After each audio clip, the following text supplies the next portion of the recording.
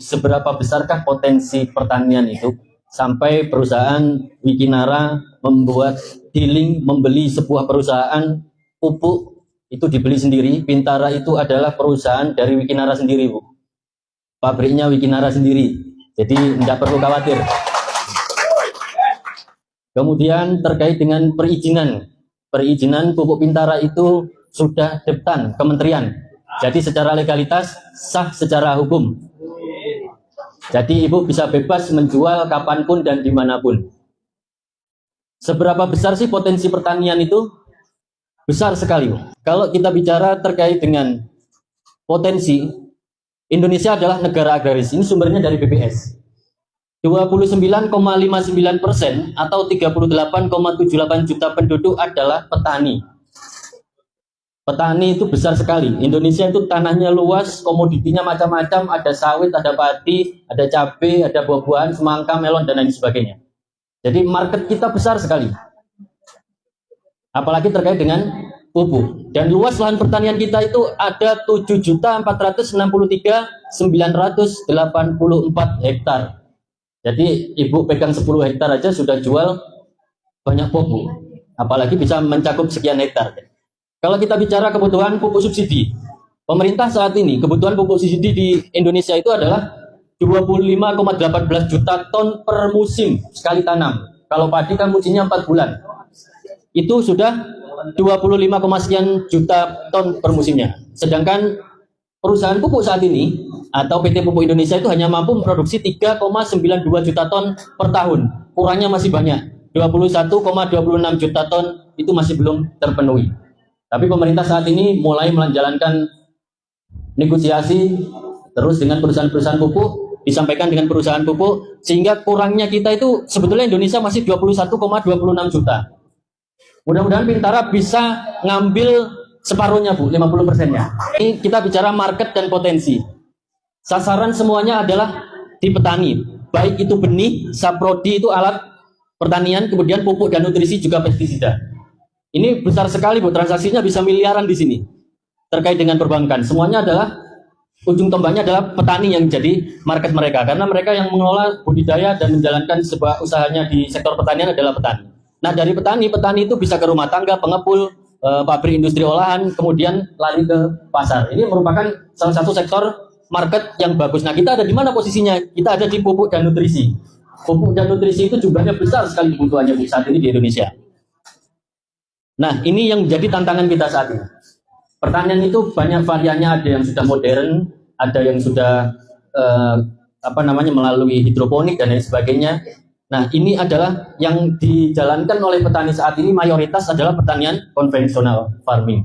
Jadi konvensional itu tantangannya banyak sekali, Bu, yang ada di petani. Makanya kita harus menguasai semuanya di sektor konvensional terkait dengan bagaimana cara budidayanya, supaya jenengan nanti ketika closing menjual produk ini tahu bagaimana alur terkait dengan budidaya konvensional farming ini. Nah, konvensional farming saat ini tantangannya luar biasa.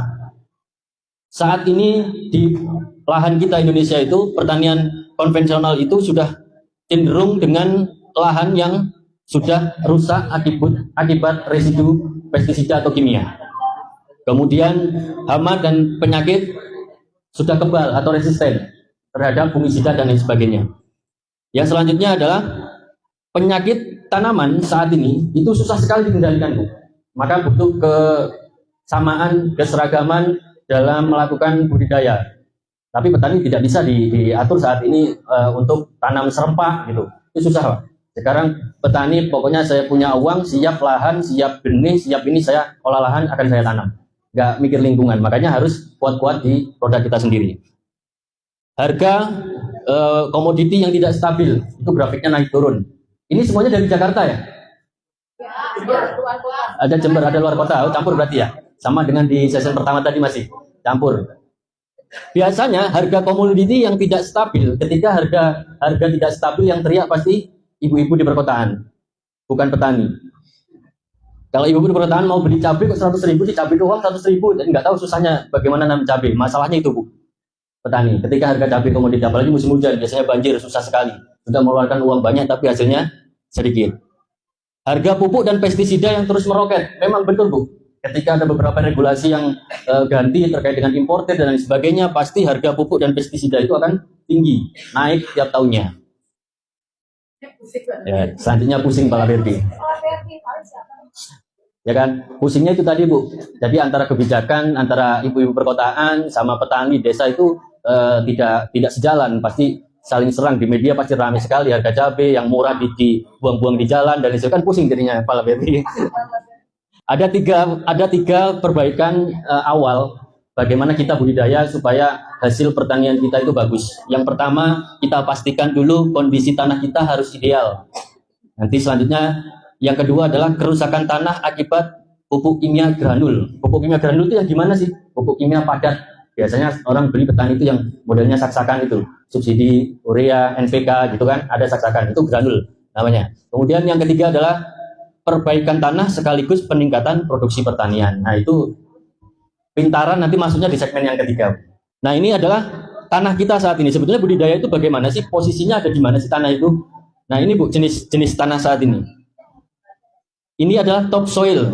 Ketika topsoil ini sudah hilang, maka tanah itu cenderung dengan padat, rusak, susah ditanami. Ketika ditanami mati karena air tidak bisa tergenang di sini. Biasanya air itu sudah atasnya ini lumut semuanya, air hanya lewat saja, tidak bisa meresap. Itu posisi humus, ini subsoil. Kemudian ini adalah posisi penyaringan antara air dan batu, dan bawah sendiri adalah batu, sisanya mengalir. Ini mengenal jenis tanah dulu, supaya nanti Ibu tahu posisi tanaman itu ada di mana. Di sinilah posisinya nanti. Kita berupaya bagaimana menggemburkan jenis yang ini, yang topsoil atau humus ini. Kita bagaimana menciptakan tanah itu segembur mungkin, itu di posisi yang itu, yang merah itu. Next. Nah, kondisi tanah ideal itu ada namanya pH.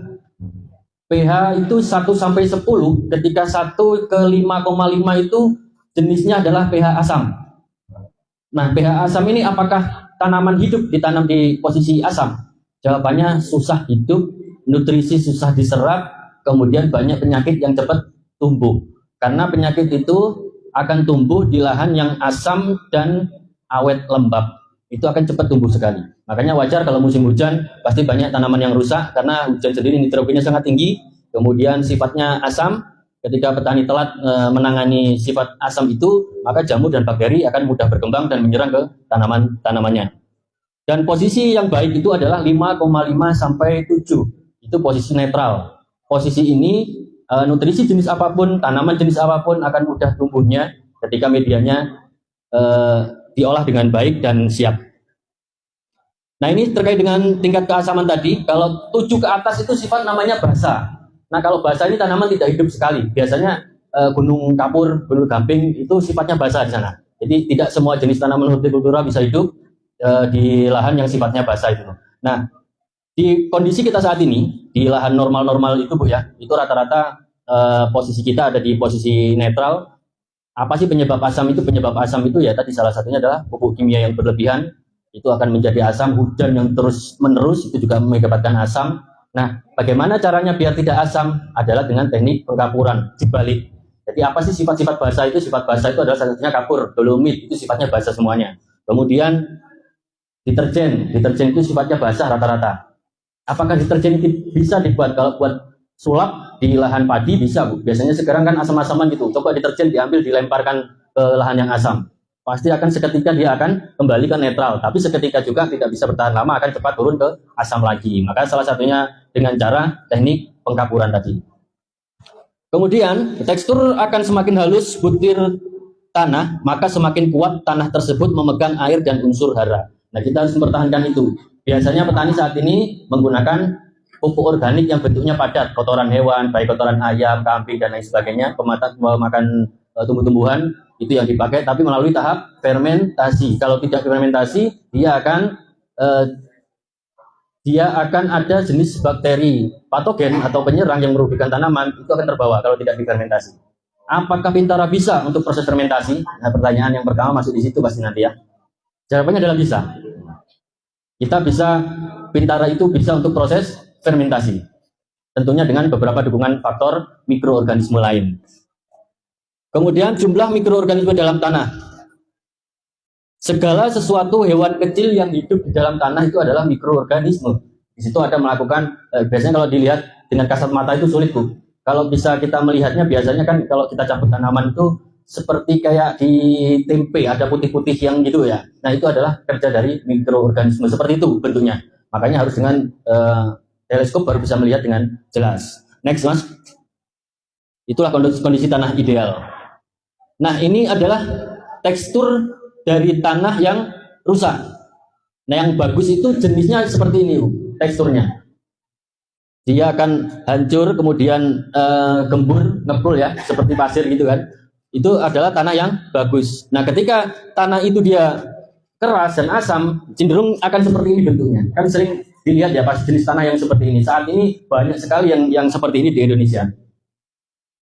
Maka tanah tersebut tidak bisa megang dan menyimpan air, kapasitas tukar kationnya kurang, kemudian kesuburan tanahnya kurang, laju pergerakan air itu perkolasinya akan menurun. Jadi tidak bisa menyimpan air dalam jangka waktu yang lama. Air hanya lewat yang saya sebutkan di awal tadi. Next. Nah, ini serapan dari unsur hara ketika tanah itu terjadi pada pH rendah dan juga terjadi pada pH netral dan basah. Jadi itu sudah saya jelaskan ketika yang merah itu tidak terserap kayak kalsium, magnesium ketika dia posisi di bawah 5,5, 6,5 itu posisi ini yang tidak akan bisa diserap oleh tanaman. Begitu sebaliknya di posisi basah juga sama. Nah, yang efektif adalah di sini, di posisi hitam ini. Ini semua jenis nutrisi tanaman itu akan hidup maksimal di lahan posisi ini. Itu rata-rata optimum di sini. Semua jenis unsur hara itu akan terpengaruh pada posisi keasaman tanah dan juga posisi netral. Itu ya. Nah, ini cara memperbaiki, Bu. Dalam siklus mineral tanah itu ada beberapa siklus karbon, siklus nitrogen, sulfur, dan juga fosfor. Ini jenis bakteri inilah kalau dilihat dari teleskop bentuknya seperti ini, Bu. Nanti di bawah itu siklusnya seperti ini. Dia akan dari tanaman biasanya busuk, terus diproses, kemudian menjadi NO3 atau unsur nitrogen, itu akan kembali lagi diserap oleh tanah. Itu yang merubah adalah jenis ini. Dari siklus itu yang ada. Dan ketika tanah itu sudah banyak terdegradasi oleh pencemaran bahan kimia dan lain-lain, logam berat, pestisida, itu akan terjadi rusak seperti yang digambar tadi itu. Yang keras, pecah-pecah, biasanya kita jalan itu juga sudah keras di situ.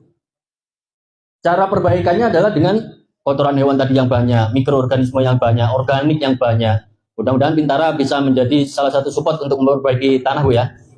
Kemudian unsur hara, pasti yang banyak yang nanya ya, unsur hara itu apa? Unsur hara itu adalah mineral esensial, Bu. Jadi kebutuhan nutrisi tanaman itu terbagi menjadi dua. Yang satu adalah namanya makro, ada mikro. Kalau makro ini sebetulnya kebutuhan pokok.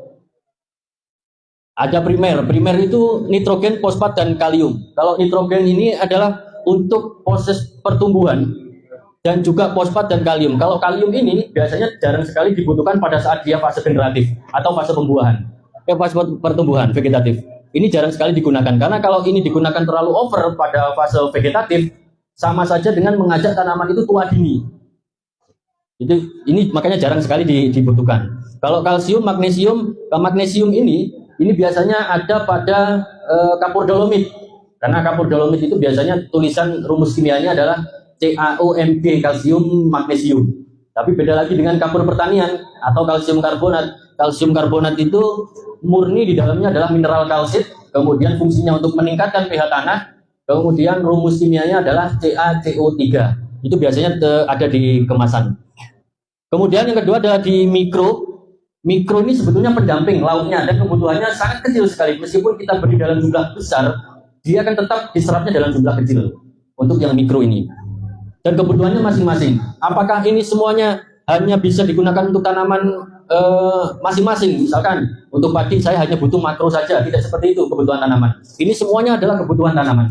Makanya semuanya harus ada dalam nutrisi atau kebutuhan tanaman tersebut. Nah, apakah Bintara ada semuanya di dalamnya ini?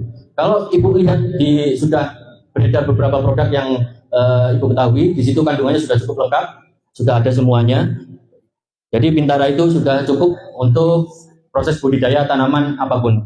Kemudian tanaman itu menyerap tanaman dalam bentuk ion. Jadi dari mineral tadi itu dirubah lagi menjadi ion. Nah, ion inilah yang nanti diserap oleh tanaman atau gas. Gas ini yang diserap oleh tanaman. Next, Mas. Nah, ini dia. Baik dari posisi dia vegetatif atau pertumbuhan pembuahan, bunga. Jadi unsur yang saya sebutkan tadi semuanya kepakai, Bu. Makanya tanaman dari awal sampai akhir itu unsur hara makro dan mikro itu semuanya harus ada. Kalau sudah ada berarti nutrisi atau pupuk itu sudah lengkap, cukup untuk budidaya dari awal sampai akhir. Tergantung kita mainkan nanti dosisnya. Kalau Pintara itu, kalau ada di Pintara kan sudah lengkap nih, isinya semuanya ada. Jadi tinggal memainkan dosisnya. Dalam budidaya sendiri, tanaman tumbuh itu ada proses namanya fotosintesis. Kan sudah dengar nggak asing ya kalau fotosintesis ya. Kalau fotosintesis nggak asing lagi.